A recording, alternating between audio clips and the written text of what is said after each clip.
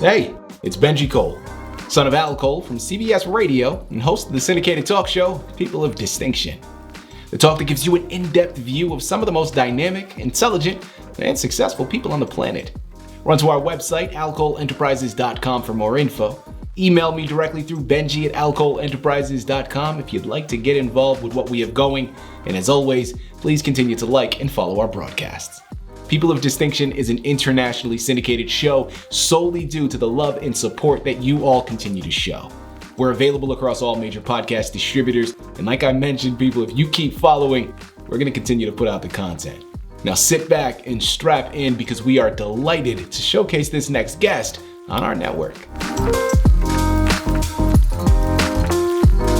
And on the line with us today, we have the impressive Sören Samuelsson. Now, we're going to be discussing his incredible book, I Should Be Dead. Instead, they call me the Godfather. I love that title, man. It is catchy like no other. It's Amazon, it's Barnes & Noble, man. It's a whole host of other places. Type it into a search bar. You're going to be greeted with all of them. But of course, to gather everything that he has in store, check out his personal site, and that's sorboproducts.com. There, you're going to gather more information on him, on his products, everything that he has to offer. I'm telling you, it's a one-stop shop and definitely one you can't pass up. That's sorboproducts.com. And people, listen, it is a true pleasure to have Sören here on the line. Man, listen, when we were doing research and preparation for this interview, I kept thinking of the phrase, right? Like, some lives defy the odds, right? Something we've heard before and we're very familiar with. Well, Sören Samuelsson is one of them. Okay, from near fatal mistakes to miraculous second chances, his memoir, I Should Be Dead, reads like a thriller, like a love story and a business masterclass all in one. This man is the absolute embodiment of a person of distinction, and we're looking forward to this discussion. I'm telling you, sit back and strap in. Here we go. Sören, first and foremost, welcome to People of Distinction, and thank you very much for being a guest. How are you doing today, sir? I'm doing great. Thank you so much. Absolutely. Well, Sören, listen, man, it is a true pleasure. Okay, a wonderful delight to have you here. As I mentioned, your background is remarkably impressive. Not only from the products that you've invented, but also, the investments that you've been a part of, but from a standpoint of what people are going to be able to learn from your journey, from your life, man, it is something that is remarkably beneficial. And we are looking forward to taking advantage of every single part of it, right? The adversity that you faced, as I mentioned to you on the pre-screening call, it is nothing short of magnificent, and I'm sure there is so much wisdom to be gained through that, and our listening audience is going to be able to benefit. Okay, now let's jump right in without wasting any more time. I want to go all the way back to the beginning. Okay, first and foremost, what inspired you to move to the United States, and how did that chapter of your journey even begin? It's probably the most important thing that happened to me. I had a friend of mine who came by in Sweden, and he visited, and I just separated from my old girlfriend, and he said, now when you're single, why don't you come over and visit in Palm Springs, California? It's a lot warmer there, he said, than it is in Sweden. So I said, well, if I can find a warmer place, I'll be there. So in October 1971, I came and landed in Palm Springs Airport. And I had a 9 months vacation. I was a welder and a mechanic, and I made pretty good money in Sweden. And but after just a short time, I fell in love with the American people. It was the friendliest people I ever met in my life. And I called my mom and I said, Mom, I'm not coming home anymore. I'm going to make California my home. And she said, what are you saying? You're not coming home? No. I don't know anything about heaven, I said, but they say heaven is wonderful, and I think this is the closest you can get to heaven, because, my family never gone to church, so we never been any Christian people in our family or religious. So that's how I started. I love that. I love that. Well, listen, as a fellow Los Angeles resident myself, I'll be the first to admit here and really double down on what Sören is saying. Here in Los Angeles, man, it's pretty darn close to heaven, okay? It is absolutely beautiful. It is a wonderful place, a wonderful location, and it is definitely something that I never want to leave, right? I mean, it's a beautiful place, pretty darn close to heaven, I'll tell you that much. You know, Sören, I want to move now to your relationship, okay? Because I know that played a really pivotal role in your life. And listen, as a married man myself, I'm a firm believer that behind every good man is an even greater woman. I really do believe that. And, you know, so much of our accomplishments a lot of times comes down to the partnership and the alliances that we create. So how did your relationship with your wife begin, and how did that evolve into a 50-year love story? Well, there was actually a blessing, because I was looking for somebody. After that, I decided to stay here. I was looking for somebody to get married to and get a green card. That was my that was my point. And we used to invest most of my money in Gillis in Palm Springs. There was a nightclub there, and we were there just about every night for 6 months. But anyway, one night, two guys and one young girl came in there, and I never seen a more beautiful person in my life. I said to Kenny, my friend, you know, and he knew I was looking for someone to get married to. And I don't know why I said it, because it's not like me, but I said, look at that girl, I said. She is so cute. And I said, I'm going to marry her, I said to Kenya. And I don't know why I said it, but anyway, it turned out to be that way. Anyway, I went over and started to ask her for a dance, and the guys, they didn't look very happy, but she danced with me, and I found out later she always looked for a tall man. And as I was 6'2", 6'3", and she was only 5'2", I was very tall in her eyes. And I started to dance with her, and I said, I'm not going to let this girl down before I have 2-3 dances with her, you know. And this was the days when you shake, you know, so that's all I could. But anyway, it was very hot that evening, and her hair got stuck around her neck here, and I said, I'm going to fix that. So I start blowing her in the face. I don't know why I did a stupid thing like that, but I did it, and she started laughing. Oh, and she was so cute when she was laughing, so I kept doing it. And I did this for 3 dances, you know, then I let her go down. But as soon as I let her sit down with those 2 guys, I went back to my table, and I realized in a few minutes that they were leaving. So I ran over there, and I said, I didn't speak in English. So I asked telephone, and I had a pen, but I didn't have any paper, so I stuck my arm out. So she wrote the phone number on my arm. And she told me later on she had never done that in her life. But I knew it now that God was with me all the way from the beginning. And I actually dated her for a few weeks, and then I said to Kenny, you know, I have to ask her if she want to get married, otherwise I have to look for somebody else. So I asked her, and she said yes. And I said, wow, I thought America was great when I came here, but now I know it's super great. I said, I was so happy. And then we were together for 50 years as married, and the life has been wonderful. Sadly enough, she left me Christmas 23, and she's up there now in heaven waiting for me, so it's okay. Sören, my sincerest condolences on the passing of your wife, man. I will say that although my nightclub phase is long behind me now, you're one of the lucky ones, man, because you know, the nightclub, at least as I remember it all those years ago, it was generally not the place to find love, my man, okay? You struck gold with that one, because it is rare to find anything of substance in the nightclubs, right? Well, again, I mean, it's been years since that was really something that I was attending, but at least at that time, nah, man, you can find a lot of other things, but love, probably not one of them. So you were batting 1,000 with that one there, Sören.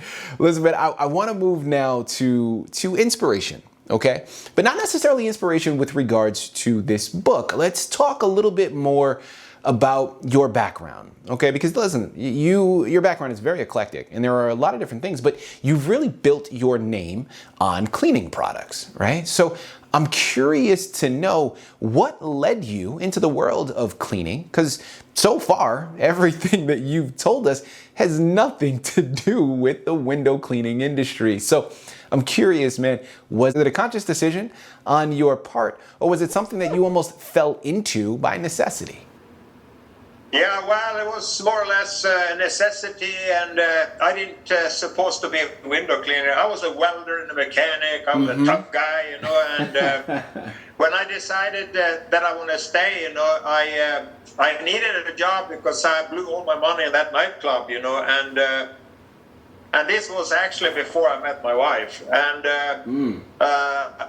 my friend said, you know, I know a window cleaner, and he was actually in our gang sometimes, and he needs somebody who can clean windows. And I said, well, that's for ladies. I said, I'm a welder.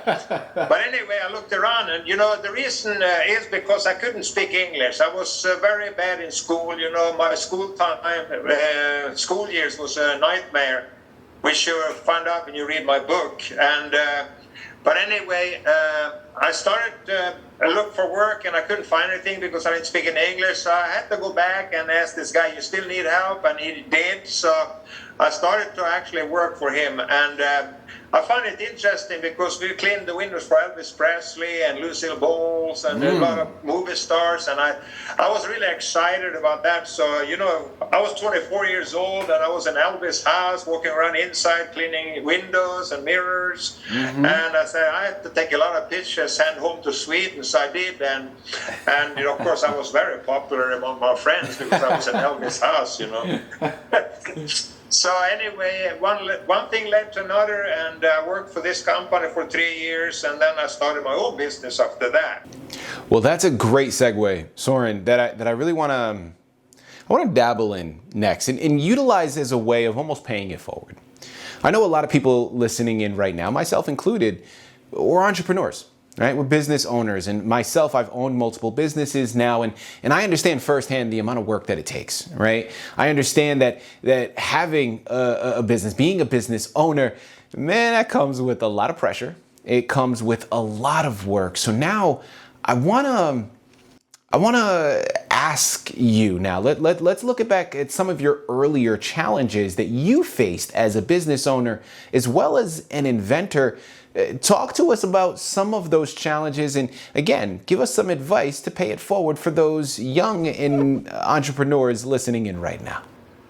Well, you know, I never been in business, and coming from a socialized country like Sweden, you know, you never have a chance to learn anything about business because you're always hired, you know. So when I started to invent the products, and because I was already married then, it was in the 80s, my wife was a great support.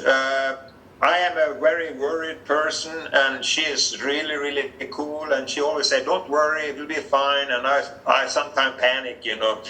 But anyway, I started to invent products because when I was cleaning windows, I realized I needed new tools, and I always been good with my hands.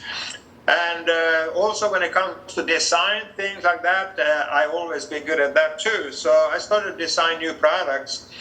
And then in 1987, we didn't know how to market the products. And all of a sudden, a magazine came in our mailbox, and it was the American Window Cleaning magazine, right at the moment when we decided to start to market my inventions. And we were very excited about that, so we called up the company. And then, of course, I got in touch with the people who had the magazine, and we went to meetings, and then we started to go to trade shows. And I never been a salespeople, but I knew how to demonstrate. So that's how I actually sold my products.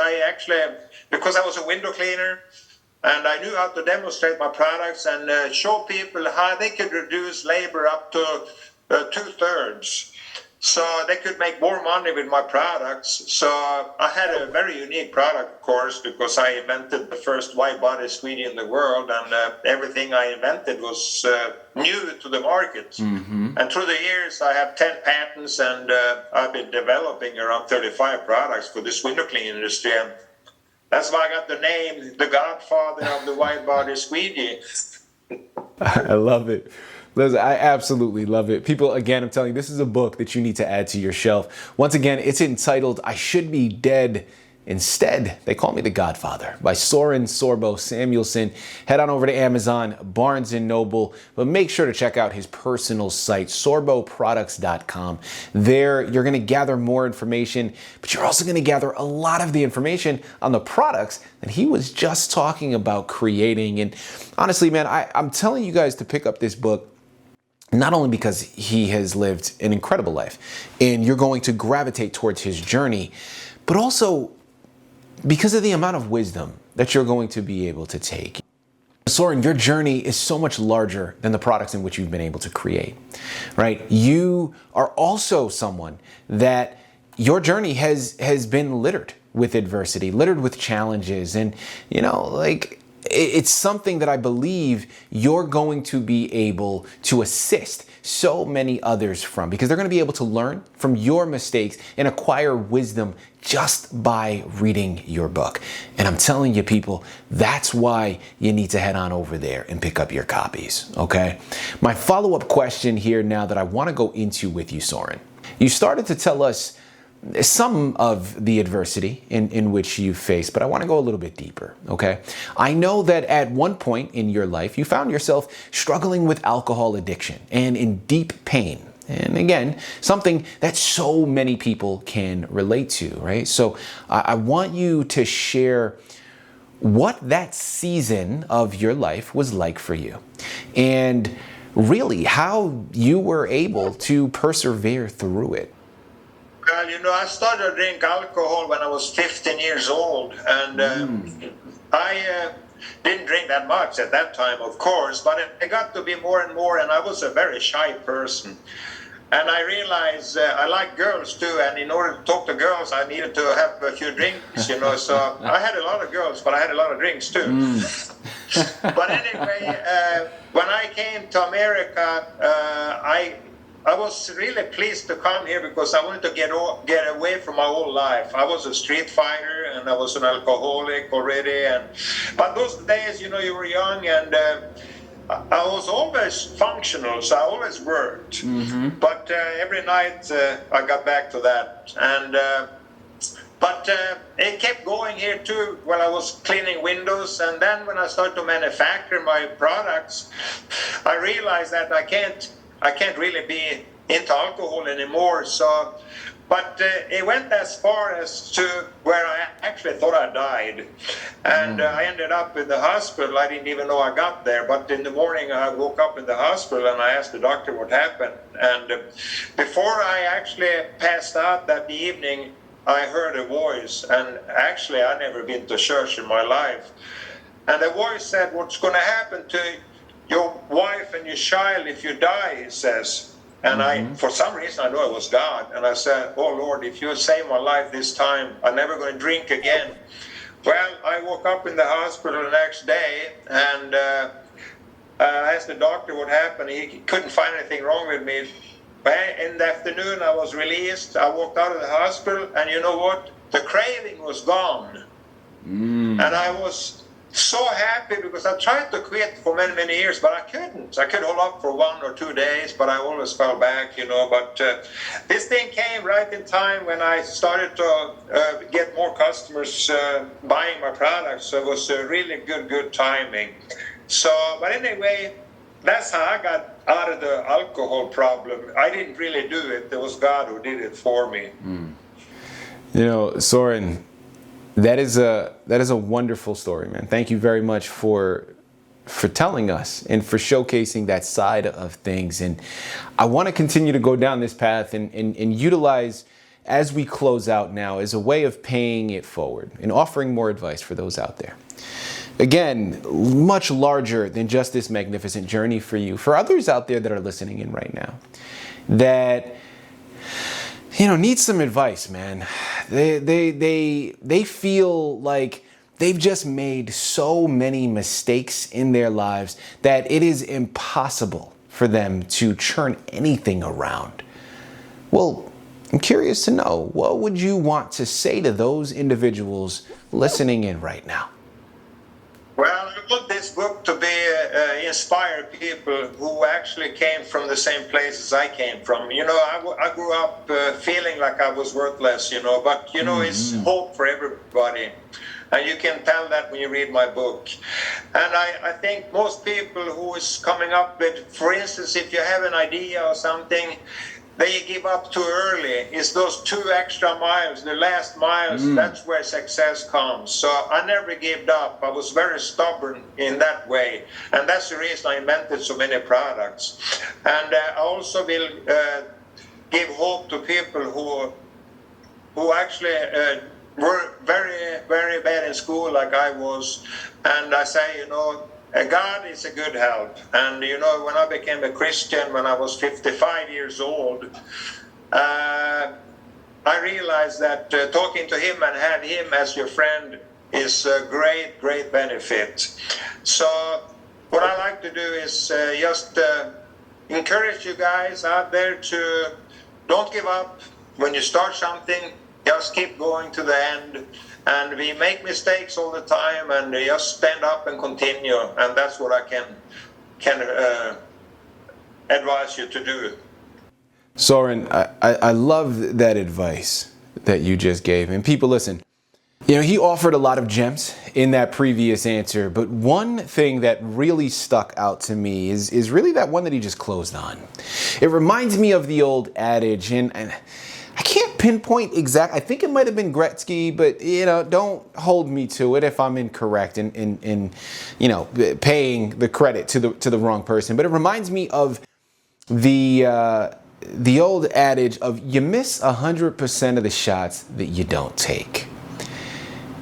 And okay, let's call a spade a spade. First and foremost, that's a lot easier said than done, right? Because trust me when I tell you, man, that fear of rejection, of failure, it is real, okay? It is daunting. So I understand that it's a lot easier said than done.